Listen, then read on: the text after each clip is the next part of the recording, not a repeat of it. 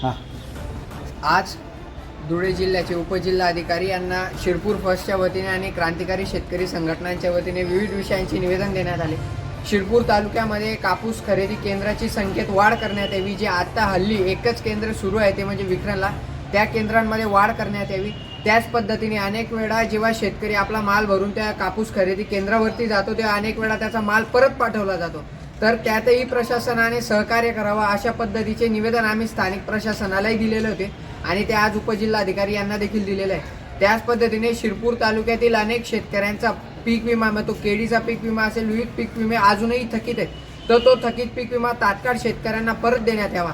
आणि अनेक दिवसापासून शिरपूरमध्ये नव्हे तर संबंधित जिल्ह्यामध्ये राज्यामध्ये बिबट्या आणि वन प्राण्यांचं सावट आहे, त्यांचा फेरा वाढलेला आहे, तर त्याच्यावरती देखील वन विभागाने तात्काळ त्याच्यावरती बंदोबस्त करावा।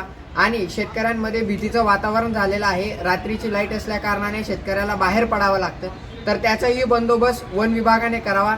CCI केंद्रामध्ये वाढ करण्यात यावी आणि जो कापूस खरेदी केंद्राची जी हेक्टरी 11 क्विंटलची जी अट ठेवलेली आहे ती अट शिथिल करून त्यामध्ये वाढ करण्यात यावी, जेणेकरून जो शेतकऱ्याचा माल आहे 2-4 क्विंटल जो वरती उठतो तो वाया जाणार नाही आणि तो परत जाणार नाही। अशा पद्धतीचे निवेदन आज धुळे येथे उपजिल्हाधिकारी यांना आमच्या संघटनांच्या वतीने देण्यात आले।